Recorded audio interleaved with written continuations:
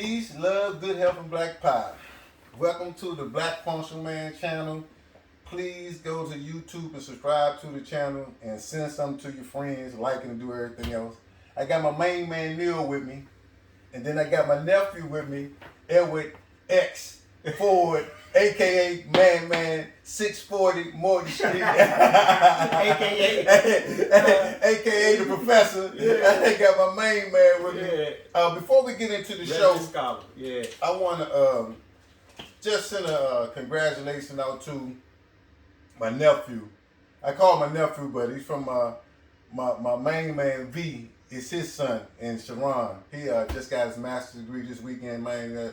I think that's big, man. Hey, you met him. Nice looking dude. Yeah, Nice looking yeah. dude. Nice looking dude. Athlete. Yeah, all that. He used to box at the gym. He went on to play football and ran track. Cold pretty boy, man. I look like him. I'll be modeling Calvin Klein drawers. I would go to no school. I see me on the billboard. Well, he's doing it big, man. He's doing it big. He's doing it big. Physical therapy, something like that. Yeah. And I had a good friend of mine transition this last week. Gerald Daniels. We call him Danny. And I worked with him down GW like 15 years ago, but I've been knowing for like the last 35 years. So, man, I just want to send my blessings out and my condolences out to his family. Hey, Gerald, man, I love you, man. I know I'm going to see you again. I'm not in no rush, though, bro. I ain't going to lie to you, but I'll see you again. And so today, champ, I had to bring Man in, the scholar in. Resident scholar, yeah. And so I was watching Dr. Carr this weekend, Dr. Carr and Karen Hunter. If y'all not familiar with the show, go to YouTube and check out In Class with Dr. Carr. Man, this dude is brilliant, man. This dude is brilliant. Check his show out. But he did a show on Malcolm X. And when I thought about Malcolm X, and so I'm a boxing coach. And so when you see a fighter, most of the fans would be like, man, that's a hell of a fighter. Man. But for a coach, you be like, man, who coached this person? I'm where you at, yeah. Who coached this person? Yeah. So now I had to bring my nephew in because we're going to talk about Elijah Muhammad today. And in the same vein, older people would say, who raised him? Right. Like he got respect, he got this and that. They gonna say, who put him out here? Right. Who raised him? Yeah. And so that's big, yeah. when I'm thinking about Elijah Muhammad, Brother X, I gotta think about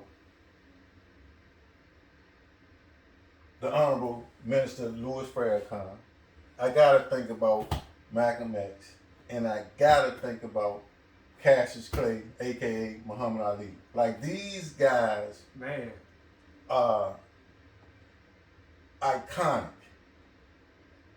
courageous, intelligent, prolific. I can go on and on. I done got smart. But anyway, it's so all these guys worldwide, some of the most profound guys in the history of the world come up under this man umbrella, man. Yeah. So can you give me some enlightenment into the Honorable Elijah Muhammad? Well, before I say that, I want to name some more students of his. Dr. Khalid Abdul Muhammad. Brother Khalid was up under him? Yeah. I didn't know that. I thought he was a lot younger than them. But he came under Minister Farrakhan. Yes. He was the national representative of Minister Farrakhan. Yeah. But he was promoting the teachings of the Honorable the same teachers. Okay. So Dr. Naim Akbar, Eldridge Cleaver with the Black Panther Party. He was Eldridge X when he was in prison when he wrote the book Soul on Ice. Imam Warithuddin Muhammad. This is where the black Sunni Muslims come from. Prior to Warithuddin Muhammad, there were no black Sunni Muslims, or they were mostly Arabs under Arabs. But when he took over in 1975, he changed the teachings to Orthodox Islam. And so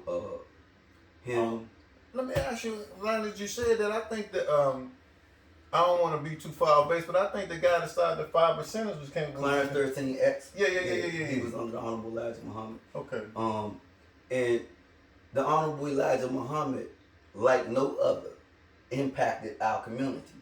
But he is the most hated man and he's the most vilified man, but he impacted our community more than any man in the history since we've been in this country for the past 500 years.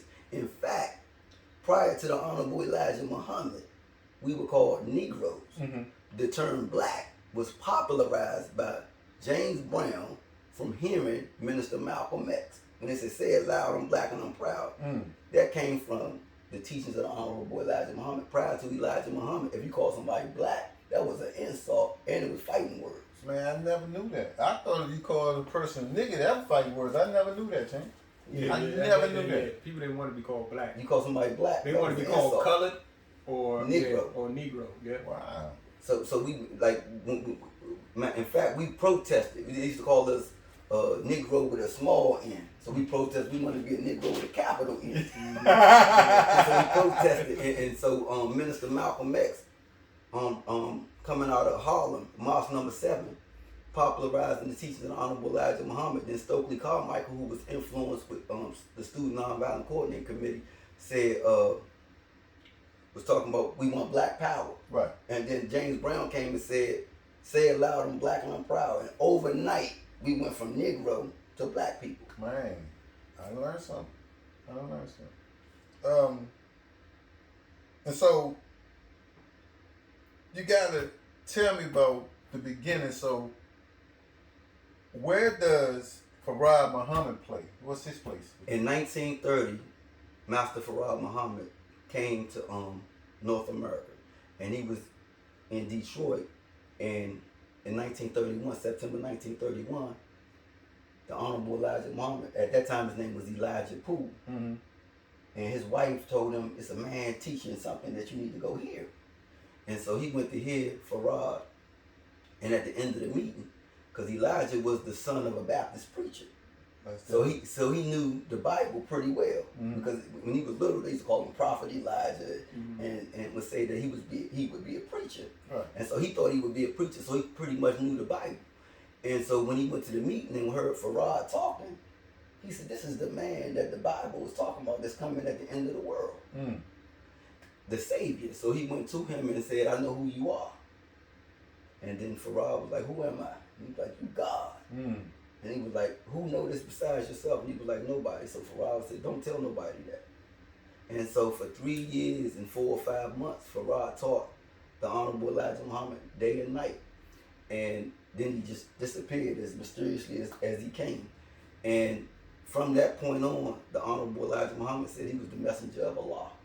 And of course, people had a problem with that. And people probably still have a problem with that, because when you look at his history, he is the most vilified man.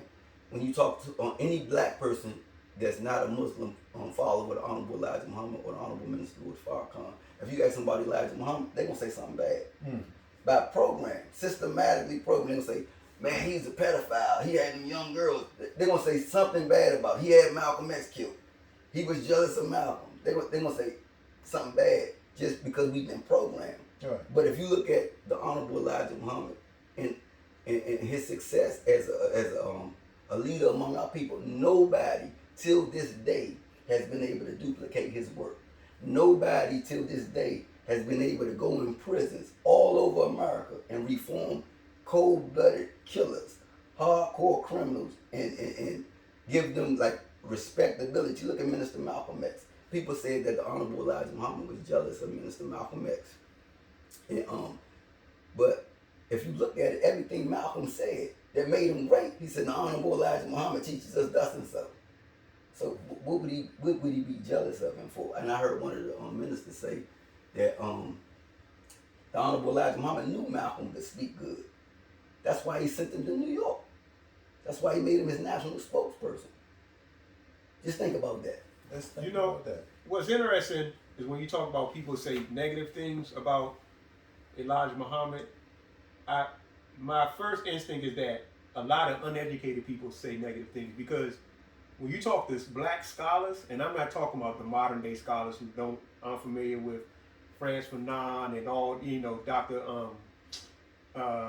all the scholars from the 60s and past, Walter Rodney, all these other scholars. But you talk about the Black Panther Party, you talk about the Black Liberation Army. when you talk to people who are educated about blackness in America in particular, they all say Elijah Muhammad was this, or Elijah Muhammad, you know, they always, for me, they give Elijah Muhammad a certain level of respect. Like even if you talk to modern day scholars of, what's my man named, the Bid from Harvard, he always be, what's the brother's name? The Harvard professor, the black Harvard professor, with the Bush, with the Cornell. Even they always have to say Elijah Muhammad did this, Elijah Muhammad did that. And then it's so many people who I even know, when you talk about not only just in the prison, but how to eat to live. I remember that was going around, like, especially when in the 90s, when I first started coming into some realization of who I am, brothers would give you that eat to live. Brothers, I remember brothers at the vegetarian spot, when vegetarian wasn't even cool, with glistening, glowing skin. I'd be like, brother, how you do that? How to eat to live. Only eat one meal a day. Right. So, you know, so its influence to me is really, you know, I hear that some of the negative, but when you talk to scholars and people who've been pushing the black agenda in the community, they always have to give him his props for what he done. If you look at these black independent institutions, religious institutions like the Hebrew Israelites, like Yahweh ben Yahweh. Mm-hmm.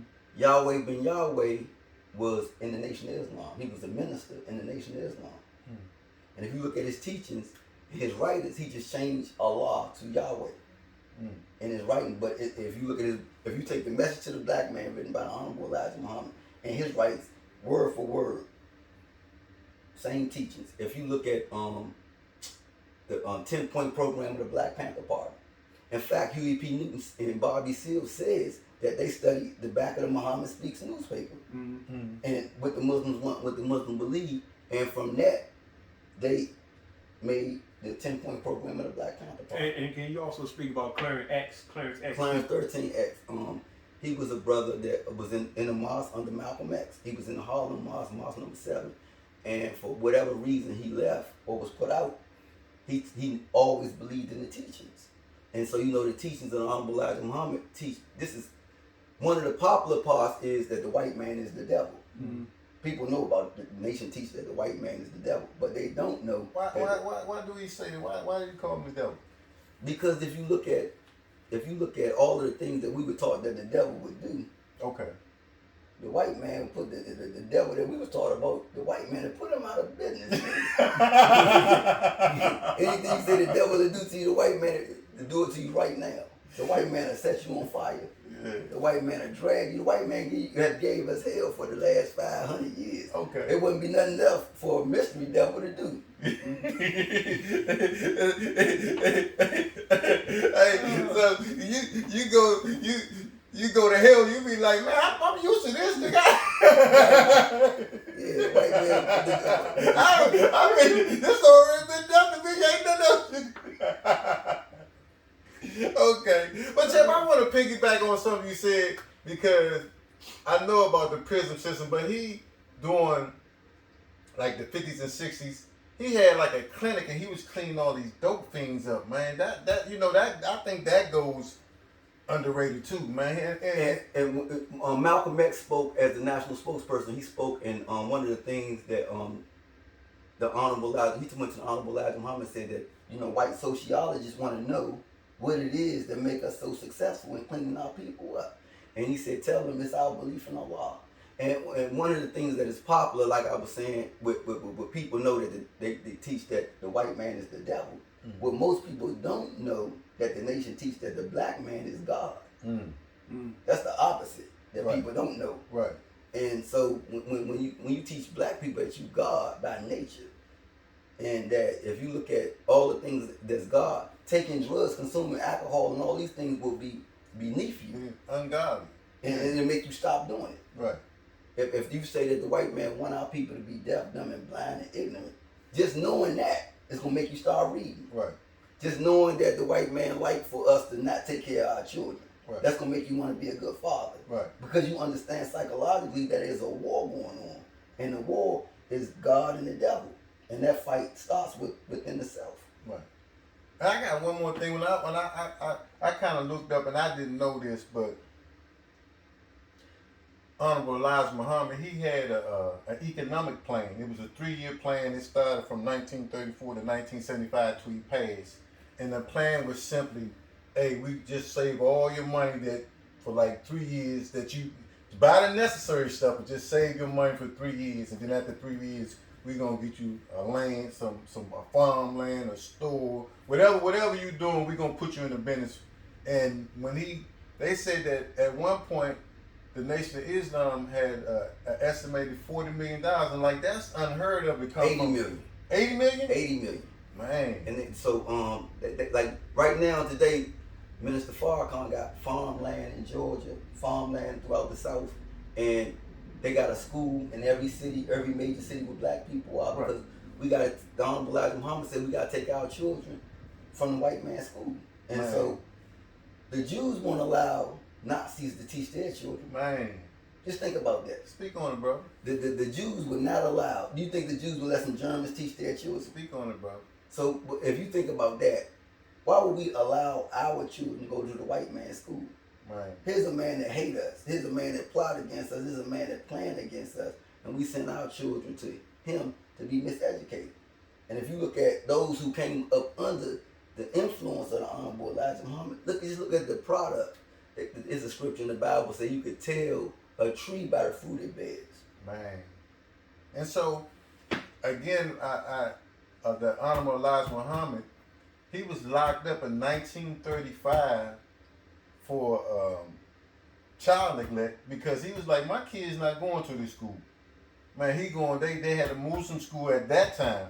And he's like, yeah, they came and locked him up for that. Champ, speaking on what you speaking. So, yeah, I mean, and in the 1940s, he got locked up for not going to register for the war. Right. The same thing like so he not only talking the talk, he walking the walk. Right. But a lot of this stuff is not known. Right. Right. Like so we know about Muhammad Ali not going to the Right, war in right. Vietnam. Right. And so, but the Honorable Elijah Muhammad was in prison for 5 years for what the white man called Dodge draft. Right. Or draft dodging. Yeah, same thing. Yeah. We not going. Yeah. So I just wanted to speak on that. And, you know, I just want to say another thing. You know, speaking of just something that I never reflected on, but when hip hop was at its best is when it had the influence of The 5%ers. Of the 5%ers, Farrakhan, Clarence X, and some of the most iconic, to use this brother, he's been reading 2 books, but iconic lyrics ever in history. If you talk about Brand Nubians, Rakim, Rock, oh my God, Rakim, KRS-One, KRS-One. You know, the followers of Farrakhan, or my man said, what's the one in Brand Nubians? They said, Sunshine, like slain to those who fell victim to the pipe drug substance contained in the vial. As the devil looks and he smiles, good at the game of tricknology. I got knowledge of myself, you ain't fooling me. Like, all this came from, when you talk about that seed, all these were fruits of what he put out there. And now, look at where we at now, without that knowledge, and the hip hop and everything we're listening to now. So, I just wanted, that's something I thought about, because in the 90s, man, especially the early 80s and the 90s, we had my first introduction to Malcolm, Farrakhan, and all them was through Public Enemy, and through KRS-One when he had videos of Malcolm X, and when he imitated Malcolm X on the front cover. So that was my first insight to even understanding, because we didn't know nothing about Malcolm X in the early 80s as far as through the school system. So once again, I just wanted, that's something I reflected on. I think is very important. If you just think about this, for a man to have mosques and school in every major city where black people are, and look at the 60s, the turbulent 60s as they call it, with the civil unrest. Why wasn't any of the Muslims ever attacked by the Ku Klux Klan? Think about that. With Medgar Evers being assassinated, Martin Luther King being assassinated, them killing civil rights workers. Why weren't the Muslims ever touched? Why? Because the Honorable Elijah Muhammad had a teaching that said we believe in self-defense. Yeah. So there wasn't no turn the other cheek. Minister Malcolm say that your cheek be the other cheek. and so, Brother Oh X, yeah. today is Malcolm X's birthday. And so, I gotta get a little, I wouldn't be a good at this if I didn't. Good host. So, Yeah. how do you feel about Malcolm coming out and talking against the Honorable Elijah Muhammad? I love Malcolm X. Yes. Right? Yes. But I love Malcolm X as a matured Muslim. Right. Because there was a time when I didn't like Malcolm X. Right. And I didn't have any good favorable word for Malcolm X. Okay. And but I look at it as a person in the military. Like right now in America, if you went to Russia and started talking against America, what would they do to you? Oh yeah. Yeah, that's called treason. Treason. Okay. If you went to any country talking against America as an American citizen, it's Well, treason. you can talk against them, but if you start exchanging files and information and secrets, then that's treason. And working against them. Yeah, and you ain't coming back into America. Okay. Yeah, I'm yeah, glad you said that. So with Minister Malcolm X in 1963,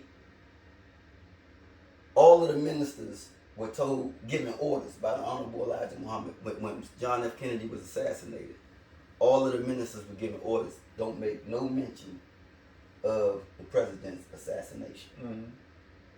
So Minister Malcolm X, he spoke and they asked him a question. He made it through the lecture without saying anything about, the lecture was called God's Judgment on America. Mm. He made it through the lecture without mentioning John F. Kennedy. One of the reporters named Mike Hamler, he was put out of the meeting at first. Mm. Somehow they let him back in the meeting. And he asked Malcolm about John F. Kennedy's assassination. And Malcolm said that it's a case of chickens coming home to roost. Mm. And he said, being an old country boy myself, he said, chickens coming home to roost never made me mad. It always made me glad. And the Honorable Elijah... He tried to be cryptic, though. He did. That was a cryptic move for him saying... Well, let me ask you this. Nah, everybody knew that Let wasn't me ask you this. That wasn't cryptic. Nah, you right. If you work for McDonald's, and you the spokesperson for McDonald's, and they tell you to don't say anything about veganism, people who are vegans. Yeah.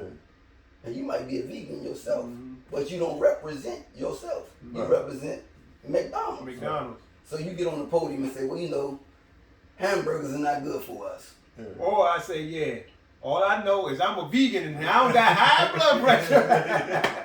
Yeah, I got You you. I going got against you. McDonald's I got policy. you. So I'm the with you. CEO Yeah. of McDonald's will be It's not about well you. within his right To let you go. to let you go. Yeah. So Malcolm, who was the national spokesperson of the Honorable Elijah Muhammad and the Nation of Islam, not himself. He was That's a good point. suspended for 90 days. So within that 90 days, he was still a minister of Mosque number 7. He still was the national spokesperson. He just couldn't speak. Right. Malcolm was still talking to the press, still doing interviews. And so then he was subsequently kicked out. And so black people, because we don't got no discipline, we somehow that just get by us. Right. Because we love Malcolm, we emotional. Right. And we don't have principles, Right. right? But if you look at it for what it is, Because it's a nation. right, Malcolm violated. And you know what? Let me go along with that because Tone pulled me up on that because I'm a Malcolmite. Right. I love Malcolm. Marcus Garvey is a whole nother. Marcus Garvey did his thing to a level a lot of people aren't familiar with. But I love Malcolm. Right. I was hurt. I was like, man, this and that. And Tone told me the same thing, and it made sense. Like when you put it in that perspective, it makes sense because one, you're a mouthpiece for his teachings. It's not about what you feel. And and then it reminded me too, when you were saying that, it reminded me of the Prophet Muhammad. He has a saying that if speech is silver, silence is gold. And if you talk about kinetic science, if you read any of the spiritual teachings, they always talk about moderation in speech and how important silence is. So just by you saying that, gave him a 90-day order, suspension of talking is a form of discipline to because they say the tongue is the undisciplined tongue can lead to many mishaps. So anyway, I just wanted to piggyback on what you just said. And the Honorable Elijah Muhammad said, John F. Kennedy was to black people what Bill Clinton was in the 90s. Oh, yeah. Black people love Bill Clinton. Right. And in the 90s, you say something bad about Bill Clinton. Oh, man, that man was playing. You want to turn black people off. Right. And so John F. Kennedy was the same way in the 60s. Right. And so the Honorable Elijah Muhammad, using wisdom, said don't make no mention of it. Right. So nobody ever said what Malcolm said was a lie. Right. Mm-hmm. It was just untimely. Right. And he violated an order. Right. And when Malcolm first got suspended, he said that a man that's over people should be able to accept discipline. Right. And because unfortunately, that was he was about. He won. So you got to tell me about the NOI. Is it NOI? The Nation of Islam. Yeah, but what about the You talking about the brothers that be marching? The brothers be marching. The FOI. The FOI. That's what I Okay, want the to Fruit hear. of Islam. Well, Fruit of Islam. the women are called MGT, Right. Muslim Girl Training, Right. and the men are called Fruit of Islam. Fruit of Islam. FOI. Right. Right. But both of them combined is the Nation of Islam. Right. So the Fruit of Islam is just the organization of men that teach discipline. But man, I be seeing jokers marching, and most of them know like some type of Martial arts. We got to defend ourselves. We got to learn how to defend ourselves. The Honorable Elijah Muhammad said that we go. He said, unlike attracts and like repels. Right. So we go unlike our people. So you Right. put on a suit and a bow tie. That's attractive. Right. Say them Negroes clean. And not only that, champ, man, you could spot a move because they skin be flawed, the white of their eyes, they teeth, like, man, eat the live. Right. yeah. Hey, he did a mean joke with that joke. Shit. Yeah, I've seen some real good examples of that. So, Brother X, you got to tell me about J. Edgar Hoover part in this whole thing, because I feel like he played a big part. Definitely. He plays a big part, and he I feel the same way about Malcolm X, but I feel like he planted seeds in different people's ears and kind of got them at war with each other. So J. Edgar Hoover had this the counterintelligence program, Right. COINTELPRO. And the goal of COINTELPRO was to stop the rise of a black messiah Right. who can unify and electrify the militant black masses. So the man who told Malcolm not to search that day, Gene X. Roberts, was a bossy agent, the Bureau of Special Services. He was an agent. Yeah. And so they had agents planted among Malcolm, and he had agents among the Honorable Elijah Muhammad's followers in Chicago, and were planting seeds of division. And if you read the COINTELPRO papers, the FBI takes credit for the division. They say the most notable was Malcolm X Little. So they take credit for separating Malcolm from his teacher. And so you had people among Malcolm saying, man, you started the Muhammad Speaks newspaper, and you're not even in the paper. Yeah. And they were just dropping seeds on Malcolm. And all, I think that because we were unfamiliar in the 60s, what was going on, a lot of our people were casualties of war, not knowing, because we looking back now, like 50 years later, 60 years later, making an assessment. But as it was going on, I didn't know, or you didn't know that this person was an agent or this person was working with the people. You thought this was a sincere person. They did that with the Black Panther Party. And That's with everybody. Right, they did that with all of them. With every one of them. Right, and so it's like a trial and error. You learn as you go. Right. And Malcolm was just a casualty in that war and fell victim to it. Okay. I got one more question, champ. We got to touch on this. The indiscretions of the under Elijah Muhammad, because everybody know I ain't trying to start no trouble. I wanted you to say, I got to know, because when I did my research, he was married. Right. He had 8 kids with his wife, but he had 13 outside kids by 7 different women. Right. Most of them teenagers. Right. How do you feel about that, brother? Okay, now, one thing, and I'm going to look at the camera when I say this, I think it is unfortunate for us as black people to judge the Honorable Elijah Muhammad by some Eurocentric Christian standards. The Honorable Elijah Muhammad took wives. We believe that the Honorable Elijah Muhammad is the messenger of God. Right? And if you look at the scriptures of the Bible and the Quran, how many wives did Abraham have? Man, David, how many wives did David have? Yeah. How many wives did Moses have? How many, like all of them had more than one wife. Right. And so the Negro said, well, where's the marriage certificate? Well, show me the marriage certificate of any of the prophets of God. show me in the Bible or Quran a wedding that any of the prophets had. Right. When you say you raised up by God, you don't have to go to the white man court. And he ain't no Christian, so you can't judge him by Christian standards. He a Muslim. Right. How many wives does the Quran say that a Muslim can have? And how many wives did Prophet Muhammad have? Now, if you look at that, this gonna infuriate you with Malcolm. How can you say that you leave in the Honorable Elijah Muhammad and then you're going to follow the Prophet Muhammad because Elijah Muhammad was immoral and he took these young girls and Prophet Muhammad, young his wife Aisha, was some say 11 years old. Man, I just seen a documentary. They say she was married at 11, but he started like 9, 8, 9. Right. So how can you say how can you get mad at Elijah Muhammad and then go follow Prophet Muhammad? This is hypocrisy. Yes. And so from the view of the Nation of Islam, Malcolm was a traitor. Malcolm was a hypocrite. Yeah. And from that context, you would have to agree that do make sense. And these, Malcolm called them secretaries. But prior to Malcolm leaving the nation, he called them wives. Right.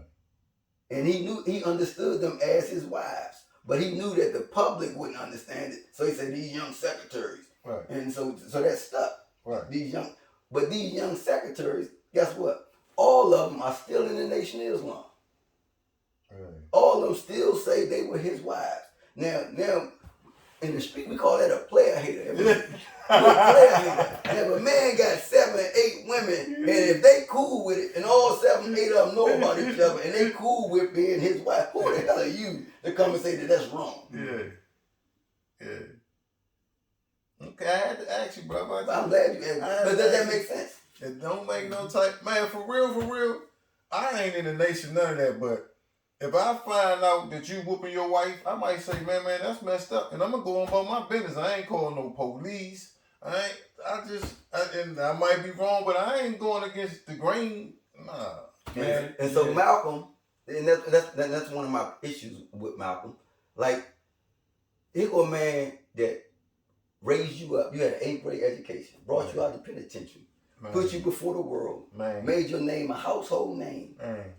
Because he made Malcolm so popular that people think that in the nation, if you got your name X, they think you trying to be like Malcolm. No, every Muslim name is X. Yeah. Mm-hmm.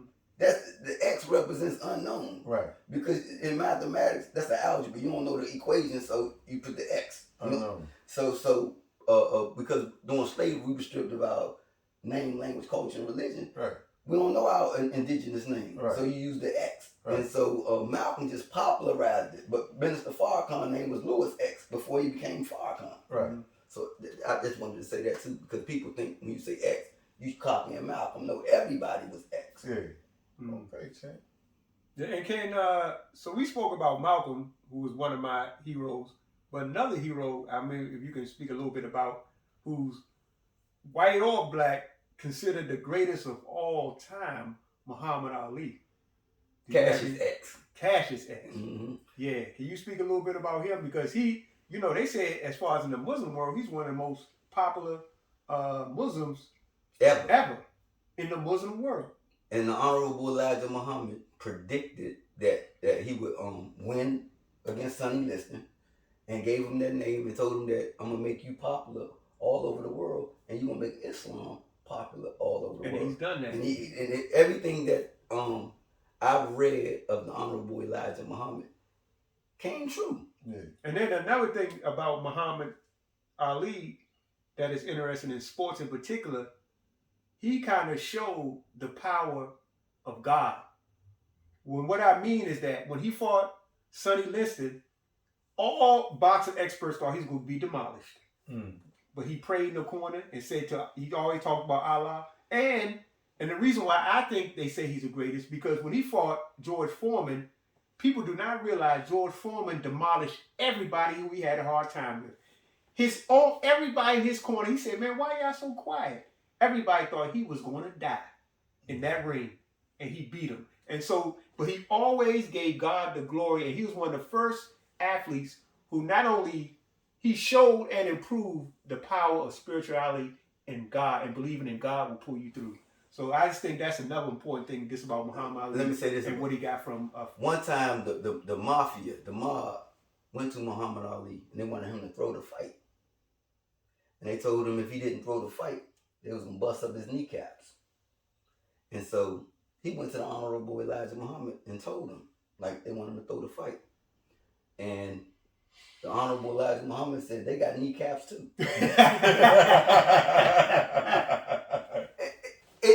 This humble, mild-mannered man. One time, the mob in New York they had a tractor trailer of Muhammad Speaks. The mob took the whole truck. The captain, Yusef Shaw, he was formerly Joseph X. I don't know the exact amount of time. I think it was 3 days or 24 hours. It was something within 24 hours or 3 days. He issued, if that truck ain't back, guess what happened though? Guess what happened? The truck was back.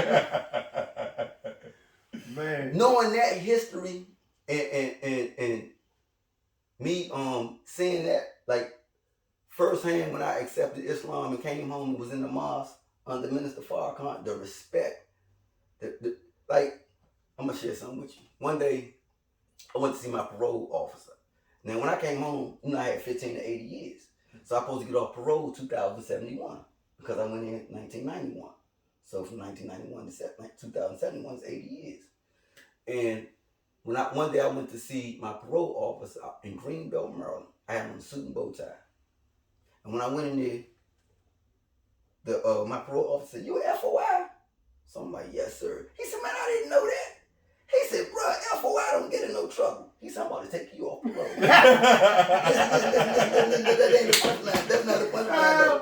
That's not the punchline. So he said, "Man, because you got a violent crime, they tend to look at violent crimes and they want you to do a long time on parole." So he said, "I'm gonna take your folder and put it in the middle of some low-level offenders and slide it through." He said, "By the time they get to sign it off, they're gonna go through this all low-level offenders and I'm gonna put yours in the middle. And I'm not on parole today." Man. You can't, and no repercussions behind this. We don't get it. It's non-appealable. Yeah. God is good, shit. Yeah. And so that didn't come from me. That didn't come from nothing I done. That came from the teachings of the Honorable Elijah Muhammad. I just always want to say that. I always and one day I had to go do a background check. I went down what's the building next to the court building? I forgot the name of it. Where you got to do the clearance. Yeah. I know. I went there and did the background check. It said no criminal history found. Man. So I had no arrest record. I can go to any. Oh man, I got some jobs for you, man. Right. We gonna talk after this. Right. Man. So that really blew my mind. Right. And so I always had faith that stuff like that would happen because I used to hear testimonies. Like the brothers say, Alhamdulillah. Right. Yes, sir. So so that all of that I give credit to the teachings of the Honorable Elijah Muhammad. You know, I got a funny story. My man told me his people was older, and he was saying back in the day, he said, in New York, this is the 50s, 60s. He said the brothers, when they were selling the paper, you'd be like, "Nah, brother, I don't want to pay." He'd be like, "Hey, don't worry." And they take the money out your pocket, take the dollar, and give you the paper. He said, "You don't even know you need this, bro." He said, "You don't get this." But he said, man, the brothers were so strong and had so much respect on the streets that it was, he said he was, and once again, and then it's so funny, it's so many intellectuals who were, if not, Elijah Muhammad directly, it was by the fruit that people saw every day. We saw somebody in a suit, saw somebody working for himself. Back in the day, there used to be restaurants that people used to go And this was way before vegetarian. Like, Right. think about this though. Vegetarian is everything now. Right. This was in the 60s he was talking about not Right. eating that. Right. I remember, man, when brothers would talk about that, even in the 80s, you're like, man, ain't nobody, man, you tripping. Not eating no meat, you tripping. So anyway, and I still, even brothers to this day will tell you they don't care nothing about health, but they be like, yeah, I don't eat no pork. Yeah. I seen it all the time. So Hey, man, I seen a dude come to the store, highs on or what? Don't give me no pork. You got it dope back there? Oh, damn. Oh, Yeah. man. Yeah. Yeah, I seen it myself as a brother in a carry out off the dope, so we had to give him a Narcan. He woke up. Who? I said, man, here, take your food. I said, man, you know you got all that meat in there. He said, God damn right, I don't got no meat to live, man. I'm a vegetarian. Hey, he cursing me out, man. I'm a vegetarian. What are you talking about? Ain't no meat in that. Yeah, so. And you look at one more thing.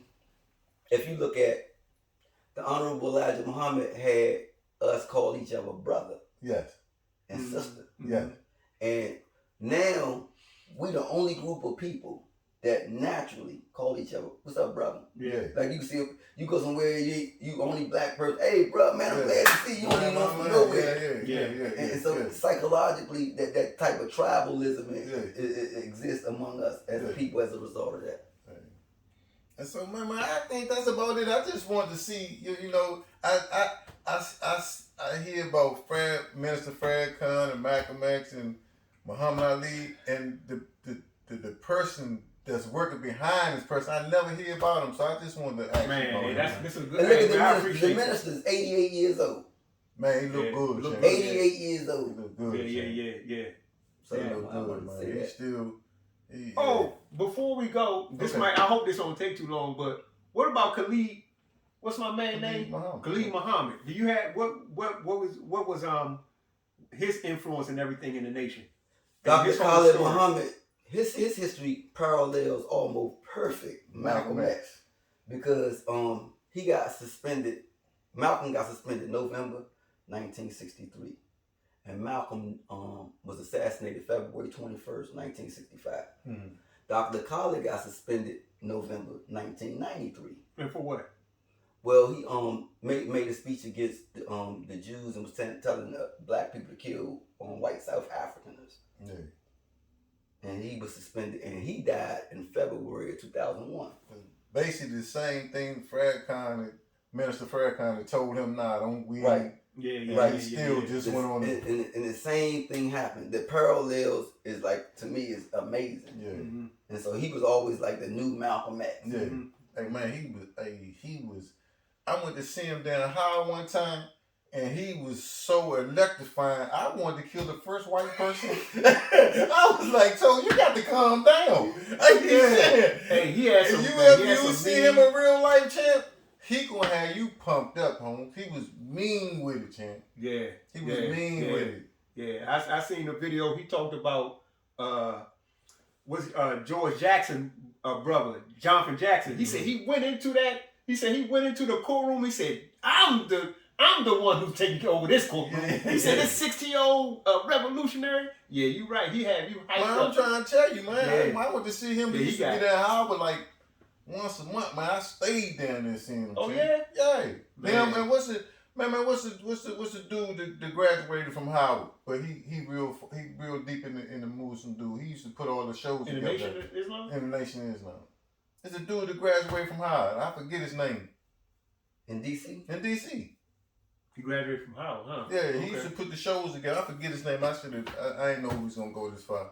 But man, we gotta get out. You talking about Zulu Shabazz? That's his name. What's his name? Tall dude, Malik. Yeah, tall dude. Yeah, Zulu Shabazz. Yeah. Okay. Yeah. Well, he's not. He kind of went left too. Oh yeah. He kind of went left too. When I was in prison, this is the last thing I want to say. Yeah. One of my I used to fantasize I want to meet the minister. I want to shake the minister's hand. Right. And you know the minister is larger than life. You ain't gonna miss the chances of you being in the room with the minister. And when I first came home from prison, man, I'd have been in the room with the minister 20 or 30 times.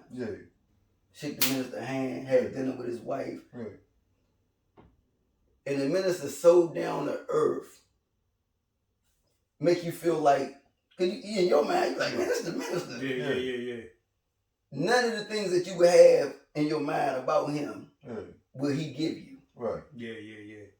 If you just say, man, I'm so honored to meet you, he gonna say, I'm so honored to meet you. I'm so honored to meet you. Yeah. Wow. And so I wanted to say that on camera. Yeah. Man, I'm glad you said that, and I'm sorry, Tone, but the best experience I experienced with men in my lifetime on this planet was the Million Man March. in the 92? 1995.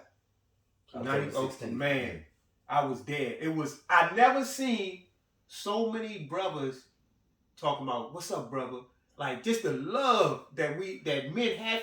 And it be women, the first time I seen in my life, attractive women walking by and they ain't getting no rhythm. Brothers be like, hey, bro, a sister walk right by looking like, what?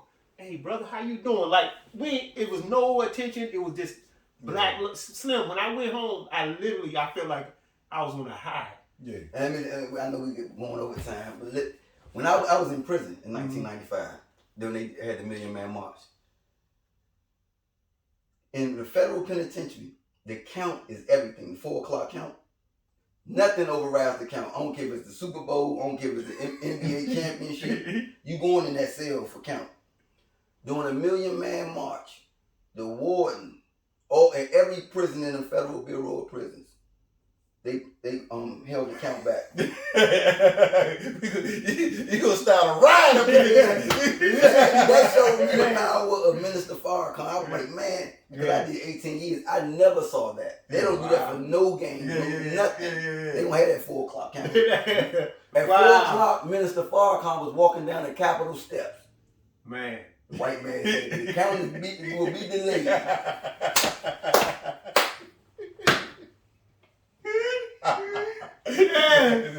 Today, we gonna get ahead of this. Yeah, man, that's powerful, man. And man, I'm glad. Hey, man, I really appreciate you coming through, cause it made me appreciate the brother Farrakhan and Elijah Muhammad, Fareed Muhammad. This the movement a lot better. Maybe want to go get. I know I got my Eat to Live somewhere, but I want to go get a new copy from Sankofa. I got mine one in. Now you got to read Message to the Black Man. Oh, Message to the Black Man. Every black man got that. I'm trying to tell you. Message to the Black Man. Yeah, every black. This is funny enough. In the 90s, when people were coming into consciousness, the first book every black person would have in their bookshelf was a Message to the Black Man. I know that for sure. That book changed my life. Message to the Black Man. There it is. So, man, I appreciate it, man. Man, nephew, you already know what we do, baby. Resident Scott. Yeah. Okay. Always give God the glory. You got anything you want to say? Mind, body, and soul. Black functional man. Oh, hold on. Yeah. And the goal is to die young as late as possible. Oh, man. I like that piece. Die young as late as possible. Man, I appreciate you, Black Functional Man. It's always a pleasure. And anytime y'all need me, man, we'll see you next month. We got something next month. Okay. Man. Hey. Okay. We out. We out.